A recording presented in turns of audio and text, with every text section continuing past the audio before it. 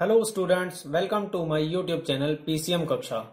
Guys, last class में हमने chapter 2 की ऑप्शनल एक्सरसाइज खत्म करी थी और आज हम अपना नया चैप्टर स्टार्ट करने वाले हैं, pair of linear equations in two variable. So guys, before starting, जिन लोगों ने मेरा चैनल अभी तक सब्सक्राइब नहीं करा है वो भाई मेरा जाके चैनल को सब्सक्राइब करें और बेल आइकन को दबाएं ताकि आपको मेरी लेटेस्ट वीडियोस मिलते सके और आप मेरे साथ साथ पढ़ाई कर सकें। सो गाइज, आपको ना मैं इस चैप्टर का बेसिक्स बताता हूं। ये हमारा जो लीनियर इक्वेशन है, लीनियर का मतलब क्या होता है, इसकी पावर क्या होगी। कोई भी इक्वेशन मैं लिखता हूं उसकी पावर क्या होगी, मेरी 1 होगी। यहाँ ये हो गया इस वर्ड का मीनिंग लीनियर इक्वेशन। और टू वेरिएबल्स से मतलब मेरा क्या हो गया, एक वेरिएबल तो मेरा x हो गया और दूसरा वेरिएबल मेरा हो जाएगा y। सो मैंने दो वेरिएबल को कंसिडर भी कर लिया, लेकिन इन दोनों x और y की डिग्री क्या होगी, हमेशा 1 रहेगी, क्योंकि ये लीनियर इक्वेशंस की बात कर रहा है। और पेयर से मतलब क्या है कि मैं केवल एक इक्वेशन से यूज नहीं लूंगा, मैं दो इक्वेशंस को यूज करूंगा। मेरे साथ जो दो इक्वेशंस होगी ना वो पेयर में होंगी। उन दोनों इक्वेशंस के जो सॉल्यूशन होंगे मेरे, वो भी क्या होंगे, मेरे सेम सॉल्यूशन होंगे। सो सबसे पहले मैं ना जनरल फॉर्म लिख देता हूं। मैं जनरल फॉर्म लिखता हूं। जनरल फॉर्म किसकी लिख रहा हूं मैं, लीनियर इक्वेशन की लिख देता हूं टू वेरिएबल में। तो मेरी जनरल फॉर्म क्या आती है, देखो, A X plus B Y plus C. ये जो मेरी इक्वेशन की फॉर्म है ना, ये मेरी जनरल फॉर्म है किसकी, linear equation in two variable. इसमें मेरे पास एक वेरिएबल x है, एक वेरिएबल y है। सो a b c मेरे पास तीन कांस्टेंट हो गए, कांस्टेंट वैल्यूज हो गई। बट इसमें ना एक कंडीशन होती है इस जनरल फॉर्म की। इस जनरल फॉर्म की देखो क्या कंडीशन होती है कि a की वैल्यू कभी भी 0 नहीं होगी, ऐसा नहीं है। अगर a 0 है तो भी ये इक्वेशन हम linear equation in two variable बोल सकते हैं, क्योंकि मैं 0x लिख सकता हूं। बट a एंड b दोनों 0 नहीं हो सकते। अगर दोनों ही 0 हो गए तो वो कोई वेरिएबल उसके पास रहा ही नहीं, वो क्या बन जाएगा, सिर्फ एक कांस्टेंट वैल्यू बन के रह जाएगी। तो ये क्या है, इसकी कंडीशन होती है A X plus B Y plus C, दोनों वैल्यू 0 नहीं होनी चाहिए ए एंड बी की। ये जो general equation A X plus B Y plus C है इजिकल टू मैं 0 लिख देता हूं। सो अब ये है ना मेरी कंप्लीट हो गई है इक्वेशन। अब इस इक्वेशन की कंडीशन मैं बता रहा हूं कि ए और बी दोनों 0 नहीं हो सकते, क्योंकि ए और बी अगर दोनों 0 हो गए तो कांस्टेंट वैल्यू तो कुछ ना कुछ होगी ही ना। सो ये क्या होगी, कंडीशन हमारी सेटिस्फाई होनी चाहिए कि या तो ए की वैल्यू कुछ हो या बी की वैल्यू कुछ हो, दोनों 0 नहीं होंगे मेरे पास। अब देखो, जो हमारे पास एक्स एंड वाई के है, इनकी ना कुछ वैल्यूज होती हैं। ए बी सी की वैल्यू तो हमारे को गिवन होती है इक्वेशन में, जो भी हमारे को इक्वेशन दे रखी होती है। जो एक्स एंड वाई की वैल्यू ना, कुछ पर्टिकुलर ऐसी वैल्यूज आती हैं जिन वैल्यूज को पुट करने से लेफ्ट हैंड साइड और राइट हैंड साइड हमारी क्या आ जाए, बराबर आ जाए। जैसे इजिकल टू 0 है मेरी इक्वेशन। सो मेरे एक्स एंड वाई की वैल्यू, कुछ भी ऐसी वैल्यू पुट करनी होती है जिन्हें पुट करने के बाद क्या आ जाए, दोनों तरफ क्या आ जाए, 0 आ जाए। सो वो मेरी इक्वेशन का क्या हो जाता है, सोल्यूशन हो जाता है। वो मेरी इक्वेशन का एक सोल्यूशन होता है। और आपको पता ही होगा कि जो भी हमारे इक्वेशंस के सॉल्यूशन होते हैं ना, जब मैं उसको ग्राफ पे देखता हूं तो वो ग्राफ पे अगर देखूंगा तो एक पॉइंट हो सकता है एक्स पे कट करते हुए जा रहा हूं और एक पॉइंट हो सकता है वाई पे कट करते जा रहा हूं। जैसे मैंने इस इक्वेशन का यहाँ पे इस लाइन का ये पॉइंट ले लिया, तो यहाँ पे एक्स की भी कुछ वैल्यू होगी और y की भी क्या होगी, कुछ वैल्यू होगी। और दोनों वैल्यूज ना जब मैं इस इक्वेशन के अंदर पुट करूंगा, इस लाइन की इक्वेशन के अंदर पुट करूंगा, तो वो क्या करेगी, उस लाइन की इक्वेशन को क्या कर रही होगी, सेटिस्फाई कर रही होगी। सो हमारे को इतना भी पता चल गया कि हमारी कोई भी इक्वेशन हो, उसका ना ग्राफ के ऊपर पर्टिकुलर कुछ ना कुछ पॉइंट तो हमारे क्या होते हैं, जरूर होते हैं। ठीक है ना। और देखो, जब मैं बात करता हूं कि मेरी ना लीनियर इक्वेशन के दो पेयर है, यानी कि दो लाइनें हैं। अब हो सकता है वो दोनों लाइनें आपस में क्या करें, एक दूसरे को क्रॉस करते हुए निकल जाएं। हो सकता है, ये कंडीशन हो सकती है। एक कंडीशन क्या हो सकती है आपके पास, कि दोनों लाइनें ना एक दूसरे से पैरेलल निकल जाएं, यानी कि इन्फिनिटी दूरी तक भी वो क्या हो, एक दूसरे से कभी न टकराएं। या फिर कंडीशन क्या भी हो सकती है कि एक लाइन तो ये थी और एक लाइन दूसरी लाइन क्या हो, उसी के ऊपर क्या हो जाए, ओवरलैप हो जाए। तो ये तीनों कंडीशन भी हमारी हो सकती है। पेयर के केस में यही तीन तो कंडीशन बन सकती है हमारी। बताओ कोई और कंडीशन बन सकती है कि नहीं, ये तीन हमारे पास कंडीशंस हो सकती हैं जब आपको क्या गिवन हो, पेयर दे रखे हो आपको linear equation in two variables के। अब ध्यान से देखो, इस लीनियर इक्वेशन को अगर मैं सिंपली छोटी भाषा में देखूं ना, सो एक मेरा वेरिएबल है x और एक मेरा वेरिएबल है y। इस x के और इस y के बीच में ना एक पर्टिकुलर रिलेशन होता है। इस x के और इस y के बीच में क्या है, एक रिलेशन होता है और उस रिलेशन के थ्रू ही मेरी क्या होती है, पूरी इक्वेशन बन जाती है। कुछ भी कंडीशन दी हो सकती है। जैसे मैंने एक कंडीशन इमेजिन कर लेता हूं कि ये जो y है ना, ये जो y है ये x से डबल है, ये x से क्या है, डबल है। सो अब जब डबल है y तो बड़ा क्या हुआ, y बड़ा हो गया ना। सो मैं अगर कंडीशन लिखना स्टार्ट करूं तो y तो बड़ा है, y को x के बराबर बनाने के लिए क्या करना पड़ेगा मेरे को, मैंने देखो इक्वल टू तो पहले ही लिख दिया, लेकिन मैंने बोला कि y x से डबल है। सो मेरे को डबल करने के लिए क्या करूंगा, 2 की मल्टीप्लाई किससे करनी पड़ी, x से। तो ये मेरी एक क्या बन गई, कंडीशन बन गई। और ये जो मेरी कंडीशन है, ये जो मेरी कंडीशन है, यही मेरी कंडीशन क्या है, देखो 2x, y को मैं उधर ले जाऊंगा, minus y is equal to 0। और जो मेरी इक्वेशन तैयार हुई है, ये मेरी इक्वेशन क्या है, लीनियर इक्वेशन इन 2 वेरिएबल है। समझ में आ गया होगा आपको कि बेसिकली हमारे x और y के बीच में ना एक पर्टिकुलर रिलेशन बनेंगे इस चैप्टर के अंदर, जो हमें फॉर्म करने हैं और जिनमें हमें सॉल्व करके x और y की वैल्यूज निकालनी है। और इस चैप्टर में कुछ भी नहीं है। और ये चीज ना देखो हमने 9th क्लास में भी सीखी है कि हम क्या करते हैं, जो भी हमारे को वेरिएबल दे रखे होते हैं, 2 वेरिएबल्स दे रखे होते हैं, उनमें वैल्यूज हमने क्या करते हैं, अपनी तरफ से पुट कर करके देखते हैं और दूसरे वेरिएबल की क्या होती है, उससे वैल्यू निकल जाती है। तो देखो मैं एग्जांपल 1 से आपको कराता हूँ। एग्जांपल 1 उठाते हैं हम एनसीईआरटी बुक का। देखो इसमें क्या बोल रहा है, इसमें देखो क्या बोल रहा है, Akhila goes to a fair with 20 rupees, यानी कि अखिला फेयर में जाती है 20 रुपए के साथ, and wants to have rides on a giant wheel. एक जो व्हील है हमारे पास जाइंट व्हील है और एक है हमारे पास हुपला। लेट सपोज ये क्या मैंने ले लिया, जाइंट व्हील, और ये मैंने क्या ले लिया, हुपला। सो ये मैंने 2 कंडीशन ले ली। लेट सपोज इसके बाद represent this situation algebraically and graphically. आपको क्या करना है, इस सिचुएशन को एल्जेब्रिकली और ग्राफिकली रिप्रेजेंट करना है। आपको इसमें बोला हुआ है let us take the example given in section 3.1। तो हमें ना सेक्शन 3.1 के एग्जांपल को देख लेते हैं। सो अब देखो इसमें कंडीशन दे रखी है कि अखिला एक फेयर में जाती है और आपको ना 3 रुपीज लगते हैं एक राइड लेने के जाइंट व्हील पे, और 4 रुपीज लगते हैं आपको हुपला प्ले करने के लिए। ये तो हमारी होगी एक कंडीशन। और आपके पास टोटल रुपीज क्या है, मेरे पास 20 रुपीज है। सो अब देखो मैंने क्या करा, मैं ना मान लेता हूं कि अखिला ने जो जाइंट व्हील पे अपने क्या लिए हैं, जाइंट व्हील पे उसने कितने राइड्स लिए हैं, मैंने मान लिया x राइड लिए हैं। कितने लिए, x राइड लिए हैं। और हुपला उसने y टाइम्स प्ले किया है। ये मैंने क्या कर लिया, लेट कर लिया। सबसे पहली कंडीशन तो हमारी यही होती है, मैंने जाइंट व्हील की कंडीशंस को x मान लिया और हुपला की कंडीशंस को मैंने y मान लिया। अब इन दोनों के बीच में एक रिलेशन दिया हुआ है। देखो क्या बोल रहा है वो, the number of times she played hoopla is half the number of times she played giant wheel. यानी कि जितने बार उसने जाइंट व्हील चलाया है, हुपला उससे हाफ टाइम चलाया। तो अब देखो y is equal to x. अब ये बराबर तो थे नहीं, कौन सी कंडीशन ज्यादा थी, क्या उसने ज्यादा चलाया है, उसने क्या चलाया है, जो हमारा जाइंट व्हील है यानी कि y है, सॉरी हुपला जो है वो आधा चलाया है किसके, जाइंट व्हील के।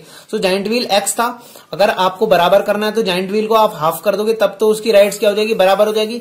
सो ये मेरी कंडीशन बन गई 1, इक्वेशन 1 बन गई मेरे पास। और दूसरी कंडीशन दे रखी है कि आपको 3 रुपए लगते हैं एक जाइंट व्हील के, और 4 रुपए लगते हैं आपको किस चीज के, हुपला प्ले करने के। और आपके पास कितने रुपए, 20 रुपीज क्या है, टोटल है। तो दूसरी कंडीशन के देखो क्या बनेगी, 3 रुपीज में उसने x राइड लिए, यानी कि 3 इंटू एक्स, ये तो प्राइस हो गया किसका, जाइंट व्हील का। ऐसे ही 4 रुपीज में उसने कितने राउंड लिए हुपला के, y। सो 4 इंटू वाई हो जाएगा और टोटल रुपीज क्या हो जाएंगे 20। सो ये आपकी क्या बन गई, इक्वेशन नंबर 2 बन गई। और आपकी जो इक्वेशन 1 एंड इक्वेशन 2 बनी है ना, आपको इसको क्या करना होता है, फिर ग्राफ पे रिप्रेजेंट करना होता है। अब आपको ये चीज पता ही है। अब आप इसको ग्राफिकली रिप्रेजेंट करने के लिए क्या करते हैं हम लोग, हम क्या बनाते हैं, टेबल बनाते हैं, और उस टेबल को क्या करेंगे हम, एक्स एंड वाई की वैल्यूज डालेंगे और उससे हमारा क्या हो जाएगा, आंसर आ जाएगा। सो सबसे पहले ना मैं इस कंडीशन के लिए ग्राफ बना के देखता हूं। एक्स की वैल्यू मैंने डाली, मैंने लेट सपोज एक्स की वैल्यू 0 पुट करी। मैंने जब x की वैल्यू 0 पुट करी तो y is equal to half x है, यानी कि हाफ 0 से मल्टीप्लाई होगी हाफ की, तो y की वैल्यू पे क्या आ जाएगी, आपके पास 0 आ जाएगी। अब दूसरी कंडीशन लेते हैं। मैंने क्या करा, x की वैल्यू को 2 पुट कर दिया। x की वैल्यू को मैं 2 पुट करूंगा तो 1/2 इंटू 2 से 2 क्या हो जाएगा, कट जाएगा मेरा, और आंसर क्या आएगा मेरा, y की वैल्यू आ जाएगी 1। सो एक तो मैंने ये ग्राफ बना लिया। अब देखो इसके लिए भी मैं बना के देखता हूँ। इस कंडीशन के लिए भी तो मेरे पास इसी तरीके से टेबल बनेगी। मैंने क्या करा, इसको टेबल बना लिया, एक x और एक y। अब मैंने क्या कहा, मिनिमम मेरे को 2 सॉल्यूशन तो चाहिए ही होते हैं। अब देखो मैंने क्या किया, सबसे पहले मैंने x की वैल्यू को 0 डाल दिया इसमें। अब जैसे ही मैंने x 0 डाला तो 3 इंटू एक्स, ये तो होगी पूरी टर्म 0, और जब ये टर्म आपके पास 0 आ जाएगी तो 4y इक्वल टू क्या बचा 20, और 4y इक्वल टू 20 क्या होता है, तो वहां से y की वैल्यू क्या आ जाएगी। मैं ना देखो आपको डायरेक्ट करा रहा हूं, ये बहुत छोटी सी चीजें हैं, ये आप समझ जाना बहुत अच्छे से। 4y इक्वल टू 20 आ गया, तो y की वैल्यू क्या आ जाएगी मेरी, y इक्वल टू 20/4। सो यहां से मेरा आंसर क्या आ जाएगा 5 आ जाएगा। तो ये मेरी y की वैल्यू क्या आ गई 5 आ गई। ऐसे ही मैं क्या करता हूं, लेट सपोज मैंने ना इसकी वैल्यू मैंने कर ली अपने हिसाब से, मैं पुट कर लेता हूं। इसकी वैल्यू मैंने 4 रख दी, x की वैल्यू मैंने क्या रखी 4 रखी। अब मैंने क्या करा 3 इंटू 4 क्या हो जाएगा मेरा 12 हो जाएगा। अब जो मेरा ये 12 हो गया ये उधर की तरफ जाएगा, राइट हैंड साइड में जाएगा तो माइनस हो जाएगा। सो 20 माइनस 12 क्या हो जाएगा 8, और 4y इक्वल टू 8 बचेगा, तो मेरी y की वैल्यू क्या आ जाएगी 2 आ जाएगी। जिनको ना ये चीज ये डायरेक्ट मैंने लिख दिया, जिसको ये चीज समझ में नहीं आई नहीं वो लोग क्या कर सकते हैं, आप इसको ना एक एक स्टेप बाय स्टेप आप सॉल्व करके दिखा सकते हो। सो ये दोनों क्या बन गए, ये मेरे इस पहली वाली इक्वेशन का वो बन गया हमारे पास जो मेरे को ग्राफिकली दिखाना है, और ये मेरी बन गई सेकंड इक्वेशन की। सो अब मैं क्या करूंगा, इसको इस कंडीशन को मैं क्या करूंगा अपने ग्राफ पे रिप्रेजेंट कर देता हूं। अब देखो मैंने क्या किया, ये मैंने बना ली एक्स एक्सिस, ये मैंने बना ली वाई एक्सिस। एक्स एक्सिस में मैंने रिप्रेजेंट कर दिया 1 2 3 4 5 6 7 8। मैंने आपको बस समझाने के लिए बता रहा हूं, जब आप करोगे ना इसको तो आपको प्रॉपर ग्राफ पेपर लेके ना तब उसको करके दिखाना है। ये आ जाएगा आपका 1 2 3 4 5 6। अब ध्यान से देखो, मैंने पहली कंडीशन में क्या निकाला, एक पॉइंट मेरा निकला था 0 0, और दूसरा पॉइंट था मेरा 2,1। तो सबसे पहले मेरा 0 0 पॉइंट तो मेरा ये आ गया, और 2,1 क्या आ जाएगा मेरे पास, यहां एक पॉइंट आएगा। इट मीन्स कि जो ये वाली लाइन गई है, ये वाली लाइन गई है पहली वाली कंडीशन की, यानी कि क्या कंडीशन थी वो, y is equal to 1/2x। So इसको मैंने यहां पे लिख दिया, लाइन के ऊपर ही लिख देना होता है, y is equal to 1/2x। ये मेरी इक्वेशन इस चीज की है। अब ध्यान से देखो दूसरे के पॉइंट क्या थे 0,5, यानी कि x की वैल्यू तो मेरी 0 और y की वैल्यू मेरी 5, तो मेरा ये एक पॉइंट आ जाएगा। और दूसरी कंडीशन में दूसरा पॉइंट क्या था मेरा 4,2। अब मैंने क्या करा, x की वैल्यू 4 डाला और y को मैंने 2 लिख दिया। x की वैल्यू 4 और y की वैल्यू मेरी 2, तो यहां पर आएगी ये कंडीशन। अब इन दोनों को क्या हो गया, ऐसे ज्वाइन कर दिया, ये ऐसे निकल जाएगा। सो अब ध्यान से देखो, ये वाली इक्वेशन क्या थी मेरी 3x plus 4y equal to 20। सो इस तरीके से हमारा ग्राफिकली रिप्रेजेंटेशन होता है। जो मेरी 3x plus 4y equal to 20 की लाइन थी वो मैंने ऐसे रिप्रेजेंट कर दी, उसके ऊपर मैंने लिख दिया 3x plus 4y equal to 20। इसी तरीके से मैंने दूसरी लाइन को रिप्रेजेंट कर दिया। ये मेरा होता है रिप्रेजेंटेशन। अब इन दोनों ने ना एक दूसरे को क्रॉस किया है। ये जो क्रॉस किया है ना, इसका मतलब क्या है, जो ये वाला जो पॉइंट आया है ना पर्टिकुलर, ये पॉइंट, इस पॉइंट पे क्या है, इनका मतलब क्रॉस सेक्शन हुआ है। क्या हुआ है, इनका क्रॉस सेक्शन हुआ। और ये पॉइंट क्या है मेरा 4,2। इट मीन्स क्या है, इन दोनों इक्वेशंस को जो सॉल्व करके मेरे पास x और y की वैल्यू आने वाली है ना, वो यही आने वाली है। यानी कि x की वैल्यू आने वाली है मेरे पास 4 और y की वैल्यू आएगी मेरे पास 2।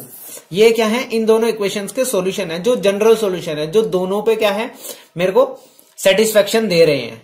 सो ये क्या है, इसका आंसर हो जाएगा।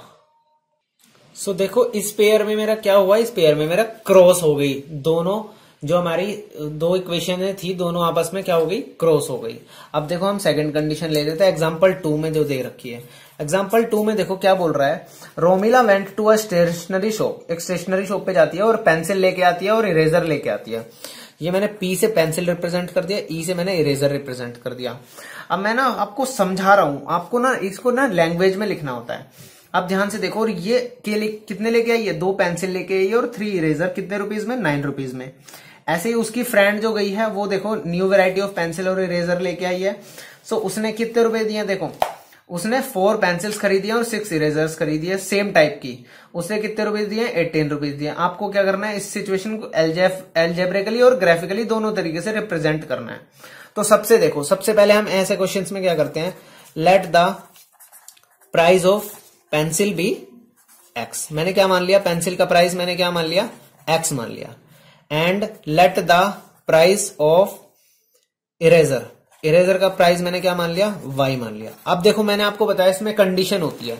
अब इसको ना आपको कंडीशन को ही तो बनाना होता है। अब सबसे पहले कौन गया है, रोमिला गई है, उसने कितने पेंसिल खरीदे? 2 पेंसिल खरीदी है। इट मीन्स कि उसकी 2 पेंसिल, एक पेंसिल का प्राइस क्या है? x है। सो उसकी टोटल कॉस्ट पेंसिल की कितनी होगी? 2x हो गई।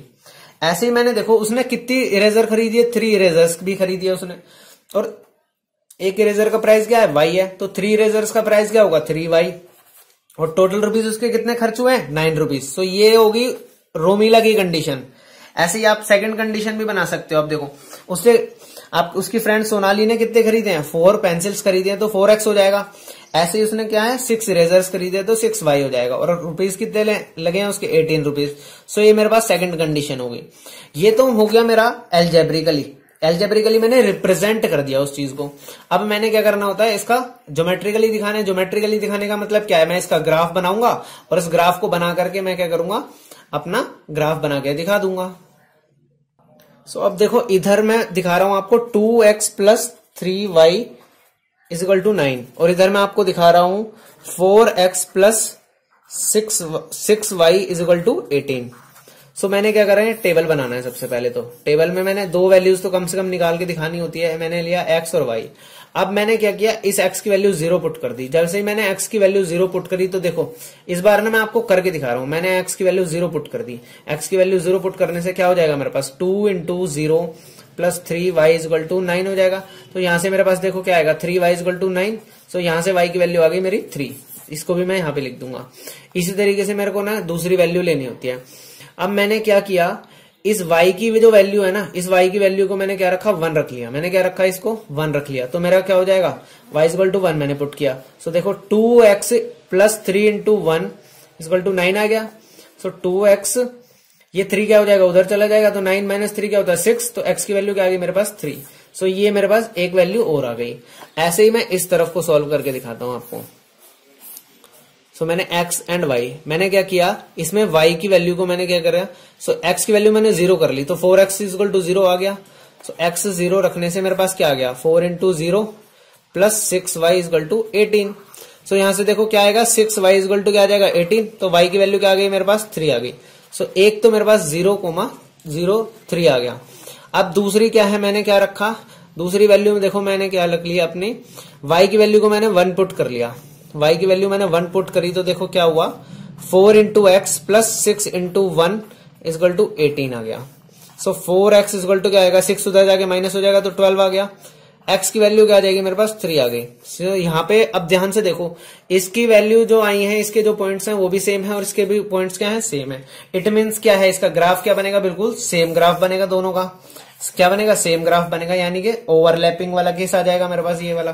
सो अब मैं इसको रिप्रेजेंट कर दूंगा।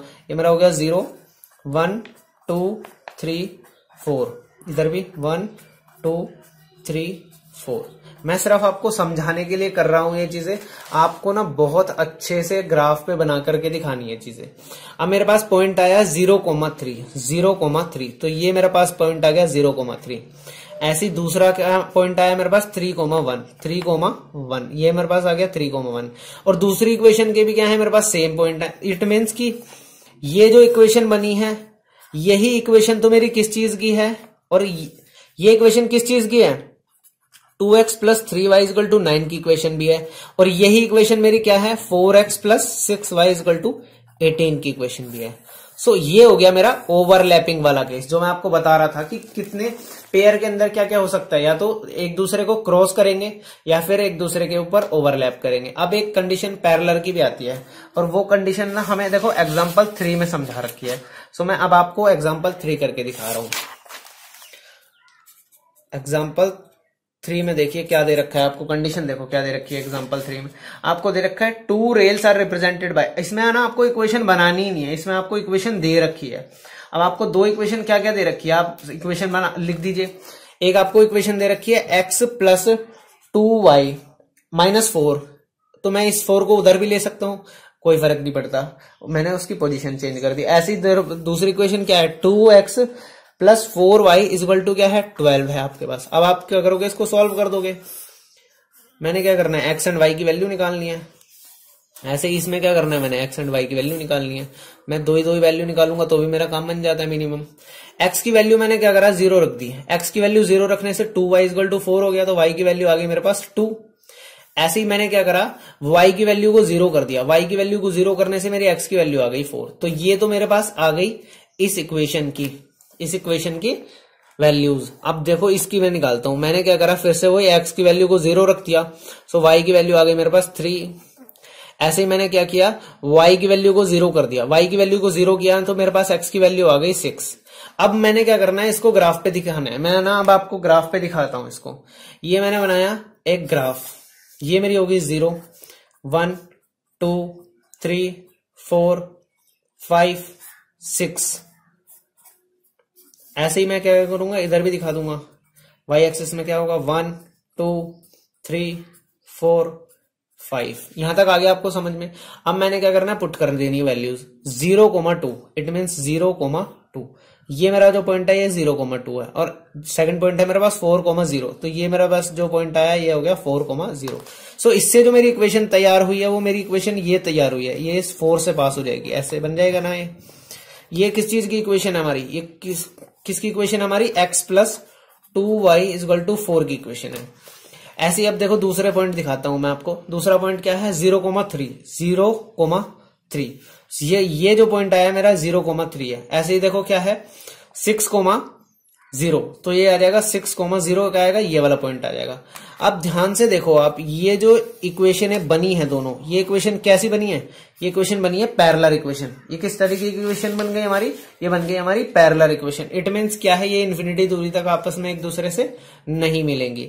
और आपको तीनों टाइप के एग्जांपल्स दे रखे थे, मैंने आपको 3 कंडीशंस बताई थी कि जब आप ग्राफ में पेयर को रिप्रेजेंट करोगे लीनियर इक्वेशन के, सो या तो एक दूसरे को लाइन कट करेंगी, या उसके ऊपर जाएंगी, एक दूसरे के ओवरलैप करते हुए जाएंगी, या फिर एक दूसरे के पैरेलल जाएंगी। तो इस वाले थर्ड को, इसमें क्या कंडीशन हमारी पैरेलल की कंडीशन है।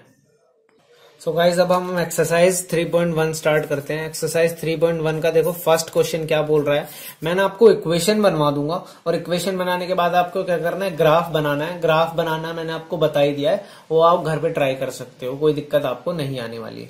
सो अब देखो इसमें क्या क्वेश्चन बोल रहा है, आफ्ताब टेल्स हिज डॉटर, यानी कि मैं ना एक तरीके से समझाने के रूप में बोलता हूं। ए मैंने ले लिया आफ्ताब और डी मैंने ले लिया डॉटर। सो आफ्ताब टेल्स हिज डॉटर, अपनी डॉटर से बोलता है 7 years ago। हमने क्या करा, सबसे पहले ना मैंने लेट कर देनी है प्रेजेंट एज। सो मैंने आफ्ताब की प्रेजेंट एज को क्या लेट कर लिया, let the present age of Aftab. Aftab की जो प्रेजेंट एज मैंने क्या लेट कर दी, एक्स लेट कर ली। ऐसे ही let the present age of Aftab's daughter, daughter की एज क्या है, मैंने वाई लेट कर ली। क्या लेट कर ली मैंने, वाई लेट कर ली। अब ये जो आफ्ताब है और ये डॉटर है, आफ्ताब ने अपनी डॉटर से बोला आज से 7 साल पहले, 7 years ago। अब एक बात बताओ, 7 साल पहले जो एक्स एज थी और जो वाई एज थी, एक्स एज में क्या फर्क रहा होगा, x -7 रही होगी ना एज, और y माइनस भी क्या रही होगी, 7 रही होगी। अब इन दोनों को बराबर बनाने के देखो कंडीशन क्या बोली है, I was 7 times as old as you were।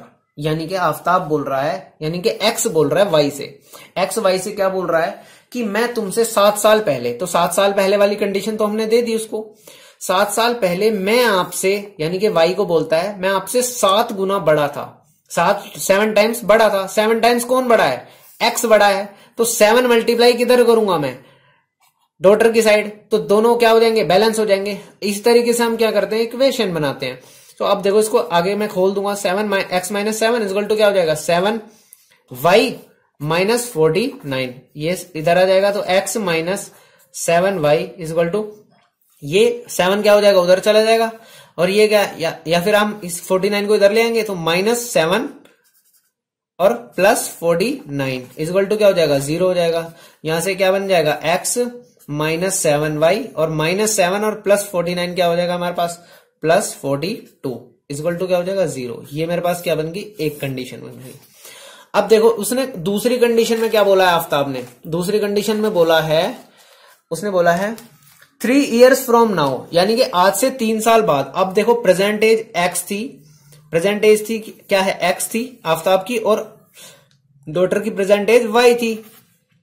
Equal करने के लिए आज से 3 साल बाद क्या हो जाएगी एज, x + 3 हो जाएगी, और y की एज क्या हो जाएगी, y + 3 हो जाएगी। तो ये चीज तो हमारी एक चीज समझ में आई। अब उसने क्या बोला है, I shall be 3 times as old as you, यानी कि आफ्ताब बोल रहा है अपनी बेटी से कि मैं तुमसे 3 गुना बड़ा हो जाऊंगा। तो 3 गुना बड़ा कौन? आफ्ताब। तो मल्टीप्लाई किधर होगा? 3 डॉटर में। सो अब इससे कंडीशन बन गई x plus 3 is equal to 3y plus 9।